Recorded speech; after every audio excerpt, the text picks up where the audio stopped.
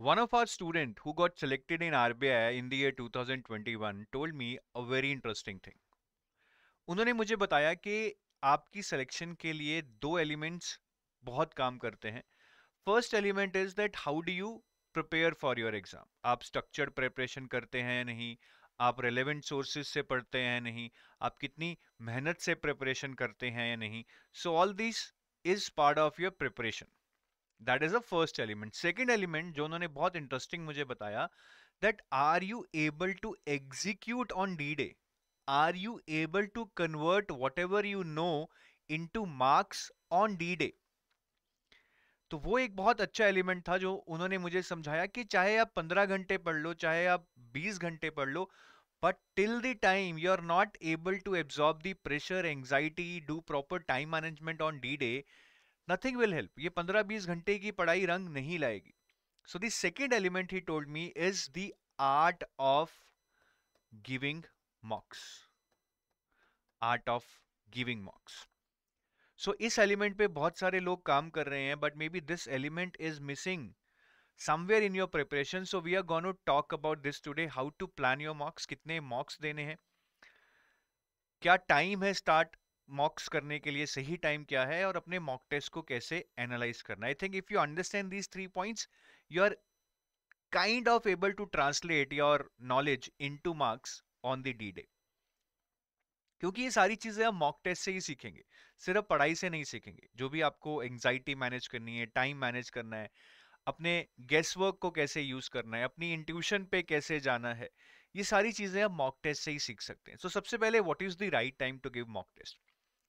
There is no scientific formula to this, but I believe the basic purpose of mock test is to test your knowledge, is to test the application of what you know, is to test whether you are able to absorb the pressure and able to manage time, all that.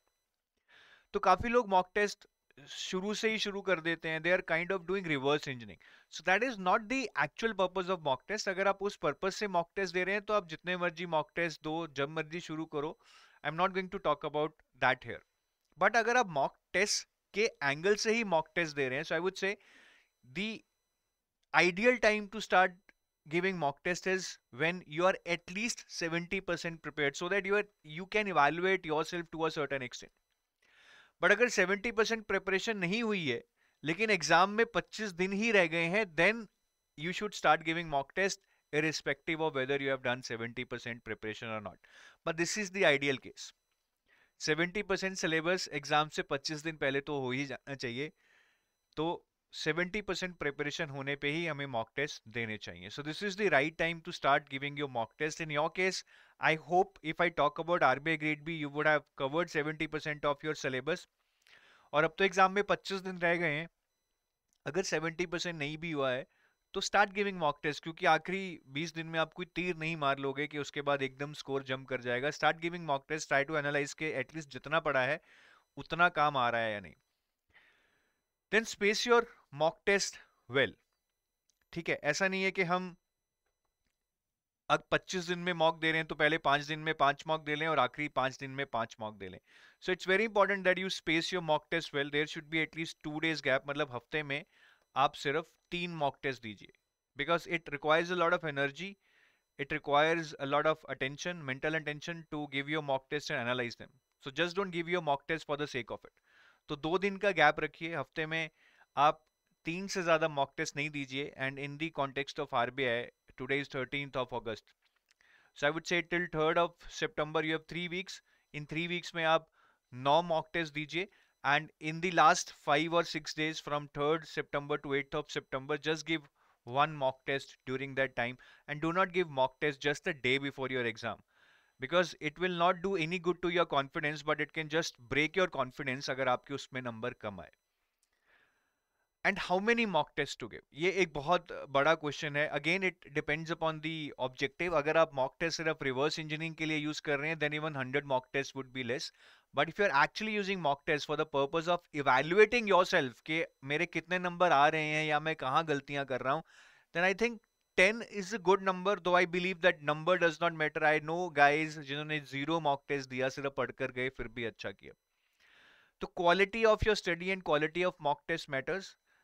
तो 10 is a good number, but अगर आप 5 भी दे लो in a real time setting where you have actually evaluating yourself after doing all your preparation, even 5 can help. So on the lower side I will say 5. On a uh, median say I would say 10. On the higher side I'll say 20 अगर आपको बहुत ही phobia है and you have not been performing well in your first 5 or 10 mock tests and you really need to increase your confidence by giving more than 20 is the final number. इसके बाद और mock test देना again, then you are defeating the purpose. Maybe you are using it for reverse engineering. Now, how to attempt your full length mock test? देखिए, attempt में कुछ ज़्यादा science नहीं है. बस मैं इतना बोलूंगा कि आप अपने मॉक टेस्ट को बीच में पॉज मत कीजिए कि घंटी बज गई है, फोन आ गया है. Try to give your mock test as in you would be sitting in a real exam for those 2 hours. तो कोई भी पॉज नहीं लेना है and try to give your mock test when you are fresh. ठीक है, exam में एक टाइम रहेगा जो भी 9-10 बजे का, शायद if you are working you will not be able to give at that time. But otherwise, if you're not working, try to give your mock test at that specific time because your body has certain kind of functioning at a particular time. So if that kind of functioning is hindering your performance, then you will adapt to that if you keep giving mock test at that time. तो time same रखिए, fresh होकर mock test दीजिए और बीच में कोई भी pause मत लीजिए. और मॉक टेस्ट में आइडियल इज कि आप सारे क्वेश्चंस को एक बार देख लें कि 1 से 200 तक जाएं. 1, 2, 3 सारे क्वेश्चंस को एक बार देखें, जो जो आता है उसको करते रहें. But this is very idealistic. I mean RBI grade B जैसे एग्जाम में 2 घंटे में 200 क्वेश्चंस को गो थ्रू करना is kind of impossible. But we shall try to maximise it. I would say 3 round formula अपनाए. फर्स्ट राउंड में you go for questions which are not lengthy, जो कि लेंदी नहीं है. Maybe they are from the topics in which you have very strong knowledge, or maybe they are from the topics which are not strong from your side. But if they're not, then just give them a look and try if you're able to solve them. उसके बाद आप थोड़े से बड़े questions पे जाएंगे या moderate questions पे जाएंगे from the topics you know that you have prepared well. और लास्ट राउंड में, that is in the third iteration, may be you can go to the lengthy questions from the topics जो कि आपको नहीं आते हैं. But I think this scenario will arise only if you are not able to solve questions in the first 2 iterations. अगर first 2 iterations में आप अच्छे खासे questions solve कर रहे हैं, आपको third iteration का time ही नहीं मिलेगा, and those questions are to be anyways are anyways to be left behind. तो ये एक बड़ा ही सिंपल सा फॉर्मूला है मॉक टेस्ट देने का. I hope you are already aware. नहीं है तो इसको थोड़ा सा आप इंप्लीमेंट करके देखें, you will see the results. And be harsh to yourself. What do I mean when I say be harsh to yourself? Do not take mock test lightly कि ठीक है इस बार 45 आ गए, अगली बार मैं 50 या 54 ले आऊंगा. और बहुत सारे लोग क्या करते हैं, ठीक है मेरे 45 आए हैं, अरे ये क्वेश्चन तो मेरा ऐसे ही गलत हो गया, ये क्वेश्चन में तो मैं अच्छे से पढ़ नहीं पाया, मैंने गलत ऑप्शन मार्क कर दिया, ये अगर मेरे सारे सही हो जाते तो मेरे 45 + 5 50 आ जाते. ये बहुत गलत है. आई मीन आप बच्चे नहीं है कि आप अभी जो गलतियां कर रहे हैं बाद में सही हो जाएंगी. If you are doing some mistakes right now, you will do that in the exam also. तो अगर 45 आया है, मैं तो बोलूंगा इसमें से 3 नंबर कम ही करो, because you are right now not having the pressure that you will have in the actual exam. तो ये बच्चों जैसी हरकतें मत करो कि ये भी मेरा ठीक हो जाता, ये तो मैं रिवाइज करूंगा मेरा ठीक हो जाएगा. ऐसा कुछ नहीं होने वाला है. Whatever your real score is, उसमें से 2-3 नंबर कम करके is the actual score that you might get in the exam अगर वो सेम पेपर आएगा. And how to analyse your mock test, that was the third point I wanted to discuss. सबसे पहले तो अगर आपका मॉक टेस्ट में score less आए, यहाँ पे वैसे 50% और लेस लिखा है. 50% तो आरबीआई में बहुत अच्छा है, 200 में से 100 नंबर. लेस की बात करते हैं कि चलो आपके 40 नंबर आए, which we consider as less marks. तो that I would say is a blessing in disguise, because that will keep your confidence under a particular level. आप ओवर कॉन्फिडेंट नहीं होंगे and that gives you an opportunity to improve. अब improve कैसे करना है? First you should do question by question analysis of what you have done. Do not at least go to the questions at the start which you have not done. वो आपने छोड़ दिए उनको भी भूल जाओ. जो क्वेश्चंस आपने किए आप उनको अच्छे से देखो. ठीक है, अब उनमें देखकर आपने क्या करना है, आपने 5 पॉइंट्स एनालाइज करने हैं.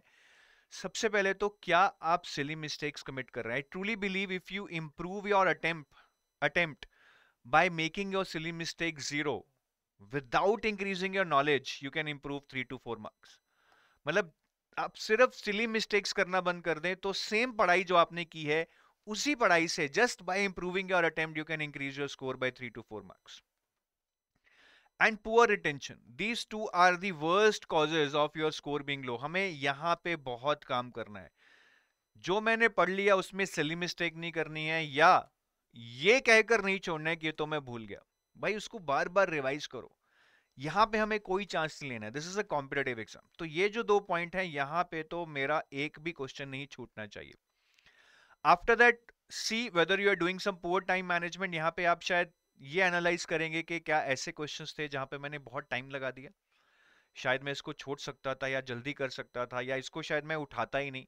सो that kind of things you need to analyse because time management is very very important. मतलब आप 2000 घंटे पढ़ के जाए चाहे 200 घंटे पढ़ के जाए, but the result that has to be created for your selection has to come in that effort of 2 hours। वो 2 घंटे ही आपकी जिंदगी डिसाइड करने वाले हैं। तो वहां पे एक एक सेकंड बहुत इंपॉर्टेंट है। एक एक सेकंड का मूल्य आप जानिए उस 2 घंटे में। Then analyse your guesses, this is very important. Sometimes we make lot of guesses. वैसे अगर आपको 2 से ज्यादा ऑप्शन में कंफ्यूजन है, do not make a guess. जहां पे 3 ऑप्शंस में कंफ्यूजन हो गया, do not make a guess. I would say वो तुक्का है, वो इंटेलिजेंट गेस नहीं है। When we are making a guess, we have to go for an intelligent guess. और इंटेलिजेंट गेस तभी होता है जब हमें 2 ऑप्शन में कंफ्यूजन लग रहा है। और अपने गेसेस को एनालाइज कीजिए, क्योंकि मैंने बहुत बार देखा है हमारे गेसेस की एक एक वे होता है। मतलब कई बार हम देखते हैं कि शायद हमारी पहली जो इंट्यूशन आती है वो ही ज्यादा बार सही होती है, तो उसी पे बिलीव करें। कई बार होता है कि जो मैं एकदम गेस करता हूँ क्वेश्चन देखते ही इम्प्रॉम्प्टू, वो हमेशा गलत होता है, लेकिन बाद में जो मैं गेस करता हूँ वो सही होता है। So analyse your guesses, this is the way your brain is functioning and you will get a lot of input from it कि मैं अपने गेसेस को कैसे और बढ़िया तरीके से कंट्रोल कर कर ज्यादा मार्क्स ला सकता हूँ। बाकी ये लास्ट पॉइंट है, poor application of learn concepts. कई बार हम कॉन्सेप्ट्स पढ़ लेते हैं बट उनसे रिलेटेड क्वेश्चंस नहीं कर पाते हैं because we are not good at applying those concepts. ठीक है, तो हमें उसका एप्लीकेशन सीखना पड़ेगा बहुत अच्छे से। ये ट्रिकी है, कई बार हमें चीजें नहीं समझ आ रही होती हैं, सो application can be tricky. But मैं यही बोलूंगा कि आप अच्छे से सीखो, धीरे धीरे आएगा, प्रैक्टिस से आएगा। बट इसमें अगर क्वेश्चंस गलत हो रहे हैं घबराने की बात नहीं है, but do not commit silly mistakes और याद नहीं रहा है या फिर तुक्के गलत हो गए। ये चीजें हम अफोर्ड नहीं कर सकते हैं। We have to be perfect here और near to perfect here if you want to compete in exam like RBI grade B. बाकी एक हमारा क्रैश कोर्स है if you are looking for some assisted preparation at this stage. ठीक है, assuming that you have already prepared something, अब scratch से नहीं कर सकते हैं अभी, but if you have already prepared something and you're looking for some assisted preparation, I would say please, this is an option for you. Our batch 2 crash course for RBI, which started on 30th of July actually, some classes have already gone by but you can get a recording of that. तो आप ये course join कर सकते हैं। ठीक है, एक हमारा QRB कोर्स भी लॉन्च हुआ है, the classes for that has started from today 13th August actually. इसमें वी आर डूइंग 17 क्लासेस, हर क्लास 4-4 घंटे की होगी इन 68 to 70 hours। ठीक है, हम आपका quant, reasoning, English, current affairs सारी चीज़ें कवर करेंगे। Obviously it would not be from the very scratch, but ऐसा नहीं है कि बहुत हाई लेवल से शुरू करेंगे। अगर किसी को थोड़ा बहुत आइडिया है तो वो इस बैच से भी फायदा उठा सकता है। This is called quick revision batch. ठीक है, तो ये 2 कोर्सेज हैं विच यू कैन सी। अगर आप बिल्कुल ही तैयारी नहीं करके बैठे हैं लेकिन फिर भी कुछ करना चाहते हैं, this is the crash course कि 10-12% तैयारी हुई है बस। लेकिन अगर आपकी 50% तैयारी है and you need a final push, then this is a quick revision batch, classes for which have actually started only today, so 1 class would have gone by, but in सब की आपकी रिकॉर्डिंग आपको मिल जाएगी। So that's it from my side, wish you luck, hope many of you are watching this video will become RBI grade B officers someday and make you yourself, your family proud, and make the nation proud also someday. Bye bye.